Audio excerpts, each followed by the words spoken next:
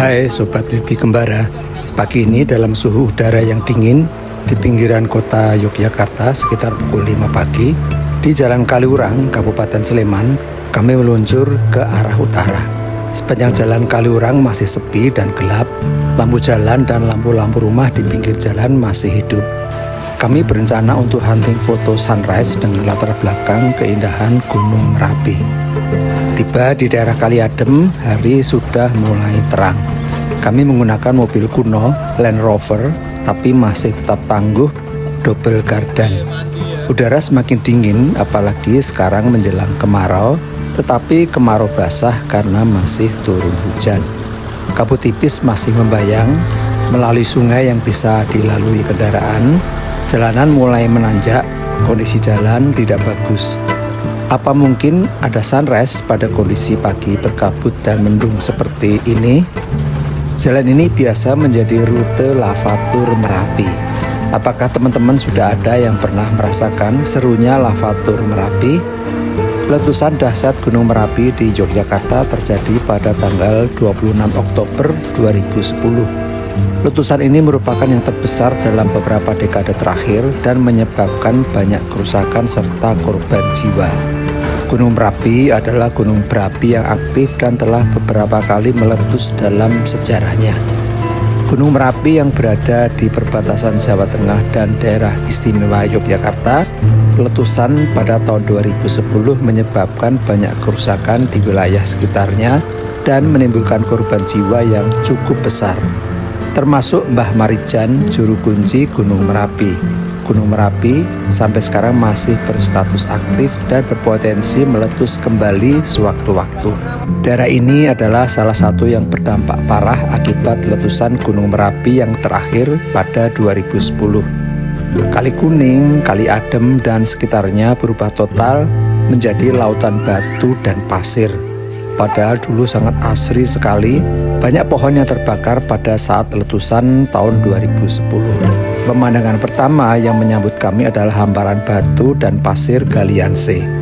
Penambangan galian C adalah kegiatan pengambilan atau penggalian bahan tambang yang tidak termasuk dalam golongan A, yaitu bahan galian strategis, dan golongan B, bahan galian vital, serta tidak secara langsung mempengaruhi hajat hidup orang banyak. Contoh bahan galian golongan C meliputi pasir, batu, kerikil, tanah liat, dan berbagai jenis batuan industri. Sekitar pukul 7.30 perut kami mulai berteriak minta diisi. Beruntung ada ibu pedagang asongan yang berkeliling menggunakan sepeda motor, menjajakan dagangan berupa gorengan, ada bakwan, tempe goreng, serta ada nasi rames hangat. Kami langsung menyerbu sarapan pagi yang sangat nikmat sekali, apalagi di udara yang dingin seperti sekarang ini. Ibu ini memang luar biasa, menjajakan dagangannya hingga pelosok tempat para penambang beraktivitas. Sebuah pemandangan yang menunjukkan semangat dan kegigihan masyarakat sekitar. Setelah perut terisi penuh dan semangat kembali membara, petualangan lavatur dengan Land Rover pun dimulai lagi.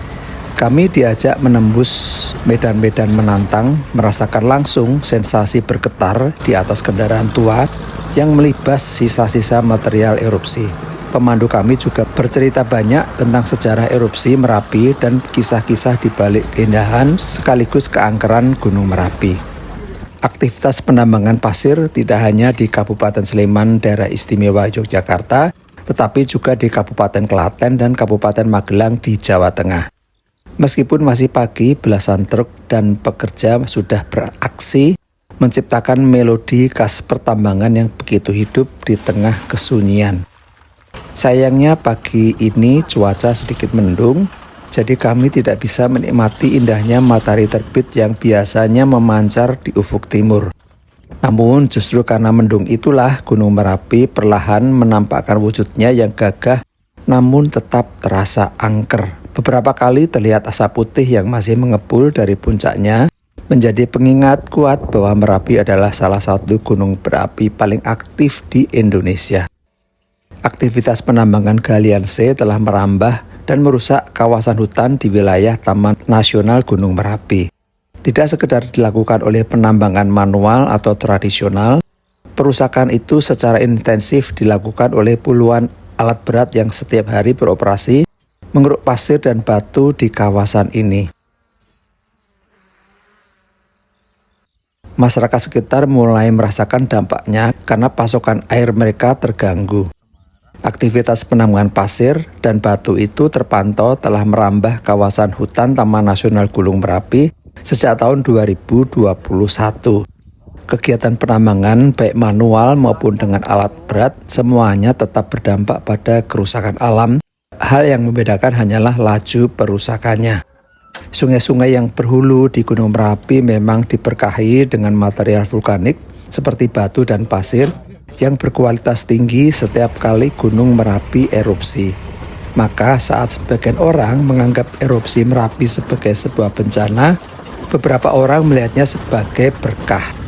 Penambangan pasir yang dilakukan secara ilegal dan tanpa izin semakin memperparah kerusakan ekosistem di kawasan ini. Beberapa warga di sekitar kawasan lereng Gunung Merapi bahkan diketahui mencari nafkah dengan bekerja sebagai buruh penambang pasir Merapi. Konon sebagai buruh penambang pasir mendapat penghasilan sekitar Rp70.000 hingga Rp80.000 per hari. Penghasilan tersebut akan diperoleh para penambang setiap mengisi pasir untuk satu truk bersama 7 penambang pasir lainnya. Pasir Merapi yang masuk dalam klasifikasi bahan galian golongan C dikenal sebagai bahan bangunan yang memiliki kualitas baik dan dapat membuat ikatan pasir dengan semen menjadi lebih kuat sehingga bangunan akan cenderung lebih kokoh. Karena fungsinya yang sangat vital dalam membangun suatu bangunan, maka pasir Merapi kerap diburu sehingga aktivitas penambangan pun terus berlanjut walau kondisi erupsi kerap terjadi. Terkait hal tersebut, pemerintah daerah dan dinas terkait telah memberlakukan aturan dalam melakukan penambangan pasir Merapi, termasuk aturan untuk tidak melakukan penambangan di kawasan rawan bencana dan kawasan konservasi. Hal ini karena seringkali terjadi kecelakaan akibat longsoran tebing atau banjir lahar dingin yang tidak jarang menimbulkan jatuhnya korban jiwa maupun material.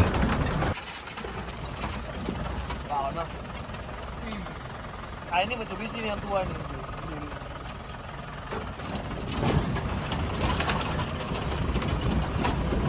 Upaya pemerintah untuk menutup beberapa lokasi tambang pasir juga dilakukan demi memperhatikan keselamatan saat Gunung Merapi kembali aktif. Meskipun Sri Sultan Hamengkubuwono X dan Bupati Sleman telah menghimbau penambang pasir untuk menghentikan aktivitas penambangan di kawasan Gunung Merapi, namun ternyata tidak menghentikan para penambang untuk tetap menambang pasir seperti biasa. Mereka sudah terbiasa menghadapi kondisi erupsi Gunung Merapi saat tengah bekerja. Para penambang mengaku telah menyaksikan sendiri erupsi Gunung Merapi berkali-kali dari tempatnya bekerja. Para penambang memahami bahwa pekerjaan yang dilakoni penuh resiko dan kadang tidak mencukupi kebutuhan sehari-hari. Namun baginya, kondisi akan lebih sulit lagi jika mereka tidak bekerja sama sekali.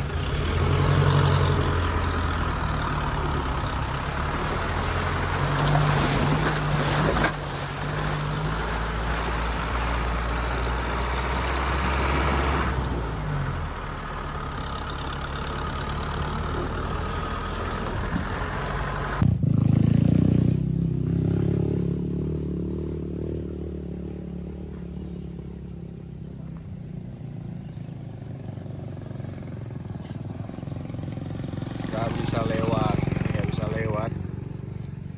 Perjalanan pulang kami terhambat dengan puluhan truk pengangkut pasir yang tidak bisa bergerak karena ada salah satu truk yang mogok. Upaya perbaikan dilakukan dan membutuhkan waktu sekitar setengah jam. Begitulah keadaan kawasan Merapi setiap hari dipenuhi oleh mereka yang mencari cuan dengan mengeruk pasir dan batu erupsi Gunung Merapi. Tak terasa waktu berlalu begitu cepat, petualangan lavatur kami berakhir sekitar pukul 8:30. Meskipun tidak mendapatkan momen matahari terbit, pengalaman ini sungguh tak terlupakan. Bagaimana? Tertarik untuk merasakan sensasi berpetualangan di kaki Gunung Merapi? Sampai jumpa di petualangan berikutnya.